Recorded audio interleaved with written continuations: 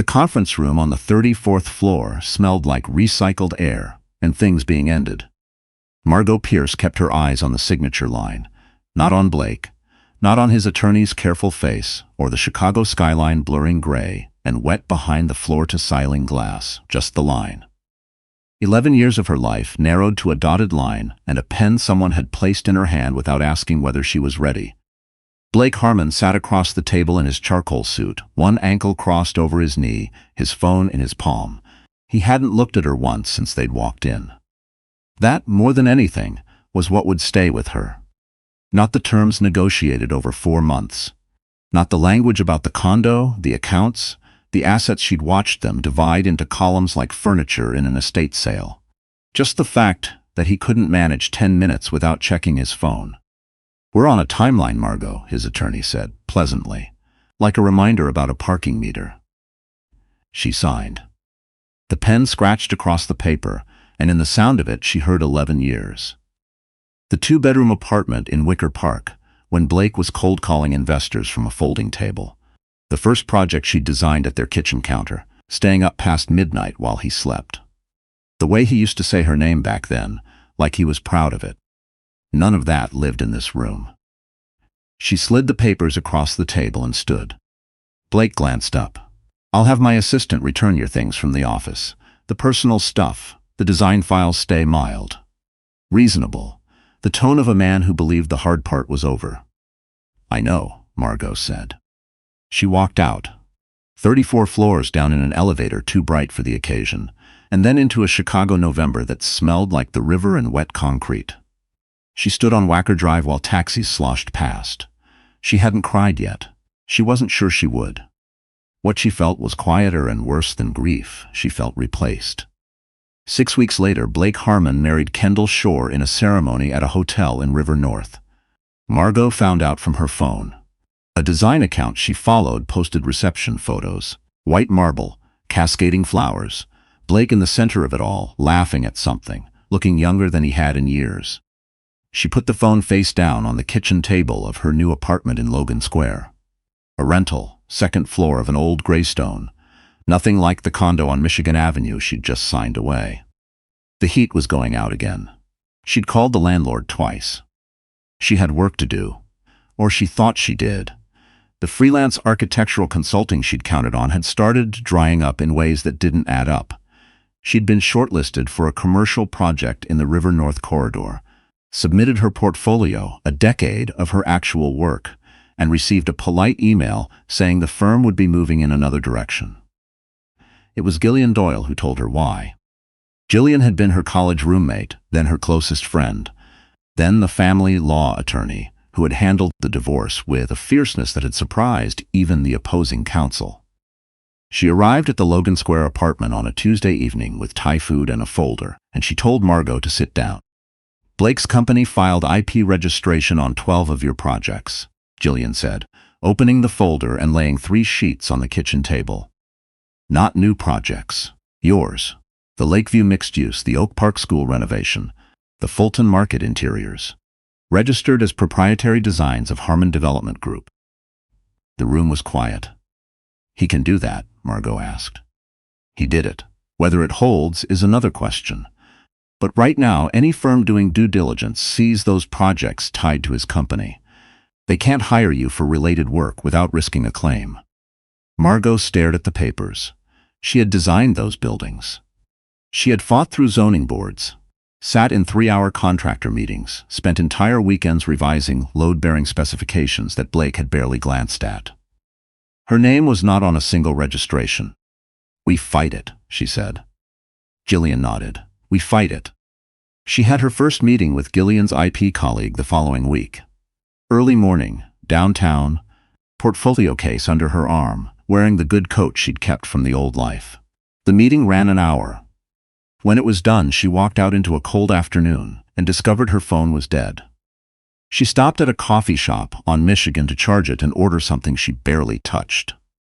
The woman at the next table had a copy of Architectural Digest, open to a spread Margot recognized, the kitchen she had renovated herself, the countertops she had chosen, Blake and Kendall standing against them in the condo on Michigan Avenue. The caption called Blake, Chicago's design visionary. She looked away. Across the street, a poster for a charity design auction was taped to a storefront window, an organization funding arts education in Chicago schools. She had donated a consultation to them 2 years ago, when she still had a position at Harmon Development and her name on the letterhead. Something in her decided to go. The auction was held 3 nights later in a gallery space in the West Loop, smaller and less polished than the events she used to attend, which was a relief. She was standing near a display of student drawings when the rain started, sudden and hard, and the side door blew open. Half the canvases on the display rack lurched. Margot grabbed 2 before they hit the floor. A man in a dark coat grabbed the other 3, steadied the rack while she repositioned the canvases, and when it was done, he looked at her with the calm efficiency of someone used to handling situations, rather than performing the handling of them. "Nice catch," he said. "The kids worked hard on them," she said. He looked at the nearest drawing, a child's crayon rendering that might have been the Chicago skyline, or might have been a birthday cake. He almost smiled. "Archer Vane," he said. "Margot Pierce." He nodded, like he was filing the name carefully. "Architect?" She glanced at the portfolio case under her arm, trying to be. He didn't press on that, which she appreciated. They talked for 20 minutes about the auction and the organization, and an Oak Park school renovation Margot mentioned once, briefly, and then let go. He listened without interrupting, which was rarer than it should have been. When the event wound down, the rain was still falling. He held the door. "I'm on the board of a design foundation," he said. "We support independent practitioners looking for commissions. If you're interested, it might be worth a conversation." He handed her a card. "Archer Vane, Vane Capital." She walked out into the rain. She didn't know yet who he was. She found out that night, sitting at her kitchen table, tea going cold beside her. Vane Capital managed assets in the low billions. Archer Vane had stepped away from public life 3 years earlier after his wife died, and the few articles that mentioned it treated the subject with unusual discretion, like the people writing them were being careful with someone else's grief. She sat with that for a while. Then she went to sleep. The envelope arrived on a Thursday, slid under her door. Blake's attorney's return address in the corner. Inside was an offer. She read it twice. A financial settlement. His attorney's letter described it as a goodwill gesture. In exchange for a non-disclosure agreement covering any public discussion of her work at Harmon Development Group, her role in the projects she had designed, and the circumstances of her departure from the company. $50,000. She put the papers on the kitchen table and stood at the window. Her bank account had $1,100 in it. Jillian's legal fees were climbing. The part-time consulting she'd pieced together covered rent and not much beyond. She thought about what $50,000 would feel like right now. How it would feel to stop. Let him have the buildings. Disappear and start somewhere else. Her phone buzzed. Unknown number. "You should take the offer. No one's going to side with an ex-wife over a man who built half the West Loop. Be smart." She read it once. Then she folded the settlement papers once, twice, 3 times, and dropped them in the recycling. She called Jillian. "He sent the NDA." "I know. His attorney called mine this afternoon." A pause. "What did you do with it?" "It's in the recycling." A beat of silence. Then, "Good, because I have the contractor receipts from the Lakeview project. 14 invoices, everyone addressed to you by name. We're filing Monday." The months that followed were not clean. That was what Margot would remember later. Not the legal turns, but the texture of those months. The afternoon she stepped into a building elevator and found Kendall Shore inside it, cream coat and stylist in tow, looking at Margot the way certain women look at other women when they believe the comparison favors them. "You look tired," Kendall said, pleasantly. Margot pressed the door close button. "I've been working," she said. She held herself together until the elevator doors shut. She held herself together through Blake's countersuit. He filed for defamation, claiming the IP dispute was a bad faith attempt to damage his company's upcoming public offering. His attorneys called her vindictive and unstable in the filing. She read those words at midnight, sitting at her kitchen table, and let them land. Then she got up and went to work. Jillian filed the contractor receipts. She filed correspondence. Emails between Margot and the Lakeview developer, time-stamped, 3 years before Blake had registered the designs.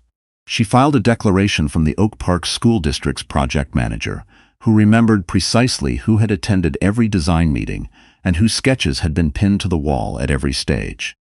Blake's attorney called to negotiate. Blake himself called once, late, 3 weeks before the hearing. "Margot, smooth, tired of the whole thing. You're making yourself look obsessed." "Good night, Blake," she said, and hung up. The hearing fell on a Friday in February. The courtroom was smaller than she'd imagined. Blake arrived with 2 attorneys and the bearing of a man who expected rooms to arrange themselves around him. When the contractor receipts went into evidence, his attorney objected twice. When the Oak Park project manager testified that Margot Pierce had run every design meeting, while Blake had attended 2 of them in 14 months, Blake's jaw tightened in a way she recognized from their marriage, the controlled impatience of a man unaccustomed to being contradicted in public. When the emails were entered, "Margot, your design for the south facade is exactly right. How soon can we get drawings to the contractor?" Addressed directly to her 2 years before Blake's company had registered those designs. He stared at the table. The judge looked at Blake's lead attorney over her reading glasses. "Counsel," she said, "the evidence of authorship here seems rather consistent. I'd like to understand the basis for your client's registration claim." The attorney's answer was long and not particularly convincing. The ruling arrived 3 weeks later, mailed to Jillian's office. Margot read it standing at Jillian's desk. IP registration on 9 of the 12 projects overturned. The remaining 3 subject to co-credit. Blake's defamation suit dismissed with prejudice. She sat down in the chair across from the desk. "That's it," she said. "That's it," Jillian said. Margot let out a breath she had been holding, she thought, for most of a year. She texted Archer that evening. They'd had 2 dinners and several long phone calls by then, careful and unhurried, somewhere between professional and something she hadn't named. He'd connected her with 2 commission opportunities and declined any credit. And he had listened to her talk about the legal case with the focused patience of someone who understood that some people need to be heard and not managed. The ruling came, she texted, 9 of 12. His reply came in under a minute. "That's yours. All of it was always yours." She sat on her couch in the Logan Square apartment, coat still on, and looked at his message for a long time. Outside it had started to snow, the first real snow of the season, heavy and muffling, settling over the city like a held breath. She thought about where she'd been a year ago, in a glass-walled conference room, watching a man she'd given 11 years to scroll his phone, while her life was divided into columns. She thought about the elevator, about the $50,000 offer in the recycling, about her name on a court ruling. She called Archer. "I want to open the firm," she said when he picked up. "I know," he said. "I mean actually open it, not consult, a firm, my name on the door." A pause, not hesitation, something more considered. "Tell me what you need," he said. The firm opened in April in a storefront space in the West Loop, 2 blocks from the gallery where she'd first met him. White walls, good light, the drafting table she'd had since graduate school. The sign on the door read Pierce Architecture. No flourishes. The first commission was a community arts center on the south side. The second was a residential renovation in Lincoln Park. The third was a mixed-use development in Pilsen. Smaller than anything she'd done at Harmon Development, but hers, entirely and unmistakably hers, from the first sketch to the final permit. Jillian came to the opening with champagne and cried a little, which she denied. Archer came with nothing except himself, which was more than enough. He proposed on a Sunday morning in November, in his kitchen, while she was reading the paper and he was making coffee. No ceremony to it, just him asking her, in the quiet and ordinary way of someone who didn't need things announced. She said yes, while still holding the newspaper. He laughed, the real kind, from somewhere deep. Somewhere across the city, Blake Harmon's public offering had restructured quietly following the ruling. His name was still on buildings. That wouldn't change. But two major developers had declined to participate in the offering, and the Architectural Digest profile, the one with the kitchen she had renovated, the countertops she had chosen, had been removed from the publication's website without explanation. She didn't track these things carefully. She had other things to track. In December, she submitted a proposal for a school renovation project in Englewood. A large commission, the kind that takes 18 months and changes a neighborhood. The RFP had come through the design foundation Archer chaired. She'd asked him once whether that was a conflict. "You submitted the strongest proposal," he said. "I recused myself from the vote." She believed him. That was the thing about trusting someone who didn't need to perform trustworthiness. It was quieter and more durable than anything she'd known in 11 years. The Englewood Commission came through on a Wednesday afternoon in early January. She was at the office when the email arrived. She read it twice, then walked to the window and looked out at the West Loop. Buildings she'd helped design in her other life, streets she'd walked through various versions of herself, a city that had not been kind when she'd needed kindness, but had ultimately been fair. She thought about what she might have told herself in that glass-walled conference room on the 34th floor, holding a pen in a shaking hand. She wasn't sure she would have believed it. That was probably all right. Some things you have to live through to understand, not the court rulings, not the moments when someone good looks at you across a quiet kitchen and asks something that changes the shape of your future. Just the accumulation of ordinary days, each one chosen, each one yours. She put on her coat and went home.